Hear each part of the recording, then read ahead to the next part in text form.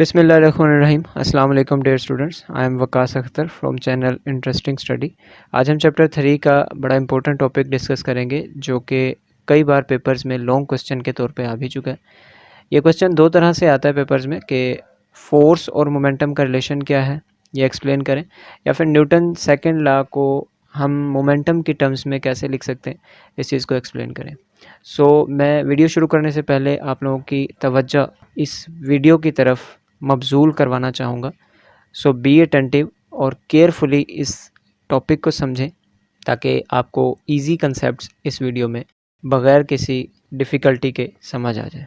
इसको हम क्वेश्चन की फॉर्मेशन में लेके चलेंगे। जैसा कि मैंने पहले बताया था कि हमारे 15 क्वेश्चन इससे पिछले वाली तमाम वीडियोस में कवर हो चुके हैं। अगर आपने वो नहीं देखे हैं तो लिंक बनाने के लिए, चीज़ों की अंडरस्टैंडिंग करने के लिए आप 15th क्वेश्चन तक तमाम सीरीज़ को एक दफ़ा रिवाइज़ कर लें ताकि आपको आगे आने वाला आज का टॉपिक इजीली समझ आ सके।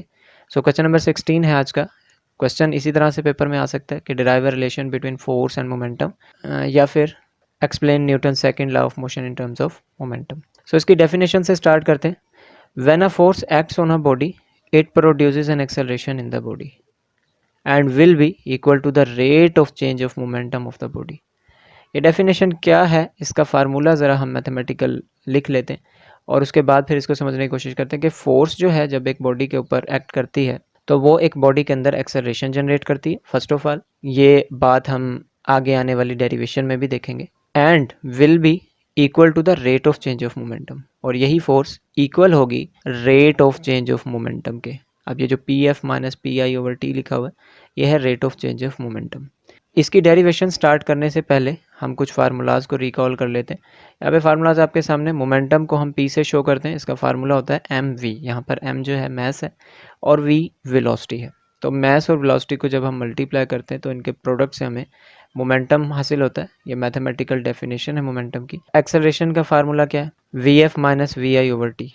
वेलोसिटी का रेट ऑफ चेंज ये इक्वल होता है एक्सेलरेशन के, और एफ जो है न्यूटन के सेकेंड लॉ के मुताबिक नेट फोर्स इक्वल होता है मैस मल्टीप्लाइड बाय एक्सेलरेशन के। ये कुछ बेसिक फार्मूलाज हैं, ये हमारी आने वाली डेरिवेशन में यूज़ होंगे।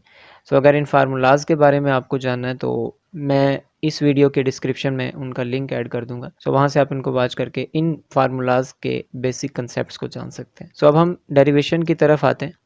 डेरिवेशन करने से पहले हम कुछ कंसिडरेशंस करेंगे। कंसीडर कर लें कि एक बॉडी है आपके पास जिसका मैस m है और वो इनिशियल वेलोसिटी के साथ कुछ आगे की डायरेक्शन में मूवमेंट कर रही है। अब after some time let a force F acts on a body which produces an acceleration in it. फर्ज कर लें कि इस डायरेक्शन से यहाँ पर एक फोर्स लगती है इस बॉडी के ऊपर और इस बॉडी के अंदर एक्सेलरेशन जनरेट करती हुई उस बॉडी को वो आगे भेज देती है। डेफिनेटली जब एक्सेलरेशन जनरेट हो जाएगा तो ये जो इनिशियल वेलोसिटी है ये कन्वर्ट हो जाएगी फाइनल वेलोसिटी में। After that P I and P F be the initial momentum and final momentum of the body related to initial and final velocities respectively. Students, जैसे हमने अभी पिछली स्लाइड में ये देखा कि मैस और वेलोसिटी का प्रोडक्ट जो है वो मोमेंटम होता है। यहाँ पर भी मैस है और इनिशियल वेलोसिटी है, तो जब इनको मल्टीप्लाई करेंगे तो यहाँ पर एक मोमेंटम जनरेट होगा जिसको हम इनिशियल मोमेंटम का नाम देंगे और इसकी डायरेक्शन भी राइट साइड पर होगी। अब जब ये बॉडी आगे चली जाएगी तो डेफिनेटली यहाँ पर जो मोमेंटम होगा इसका वो होगा फाइनल मोमेंटम, उसको हम पी एफ का नाम देंगे। ये हैं सारी कंसिडरेशंस। अब हम इसकी डेरिवेशन करते हैं। होपफुल कि ये कंसिडरेशंस आपको समझ आई होंगी।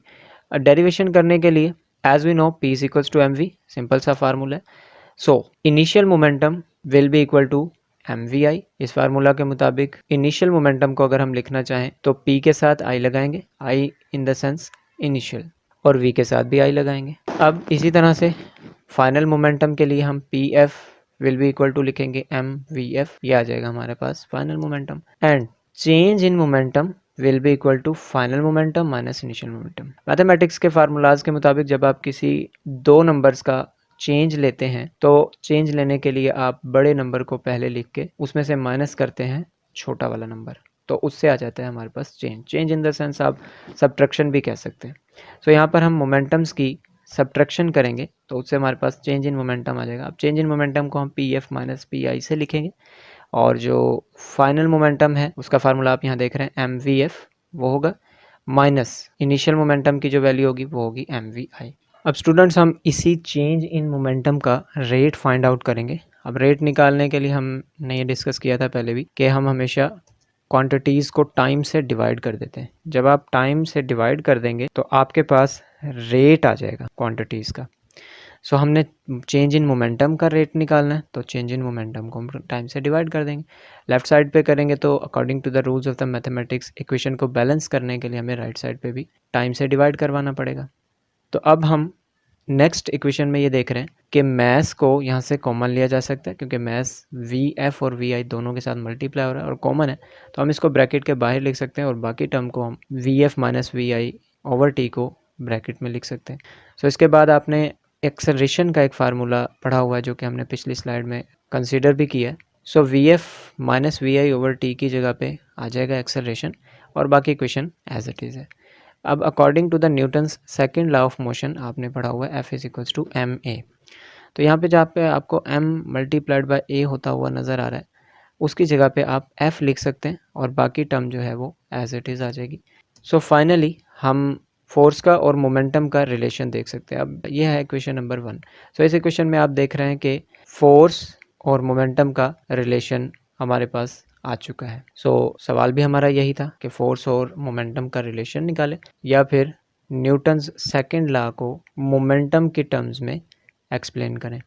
अब स्टूडेंट्स इस फार्मूला से हमें एक बात तो क्लियर हो रही है कि टाइम का रिलेशन है फोर्स के साथ इनवर्स, यानी अगर टाइम कम होता है तो फोर्स ज़्यादा होगी और अगर टाइम को बढ़ा दिया जाए बॉडी की मूवमेंट के लिए तो फिर उसके ऊपर जो फोर्स लगेगी वो कम लगेगी।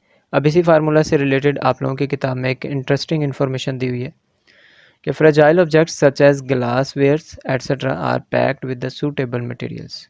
ग्लास के बर्तनों को या इस तरह की नाजुक चीज़ों को आपने देखा होगा कि हम स्टायरोफॉर्म रिंग्स के अंदर या पॉलीथीन शीट्स के अंदर पैक करते हैं जिनके अंदर कुछ हवा भरी हुई होती है, जैसे कि एलईडीज़ वगैरह या फिर आपके घर में जो टीवीज़ हैं उनकी पैकिंग कुछ इस तरह के बॉक्सेस के अंदर होती है। सो इन बॉक्सेस की कंस्ट्रक्शन कुछ इस तरह की है कि यहाँ पर आप देखें कि कुछ हवा जो है इस गत्ते के अंदर फिल होती है। इस हवा को भरने का मकसद क्या होता है?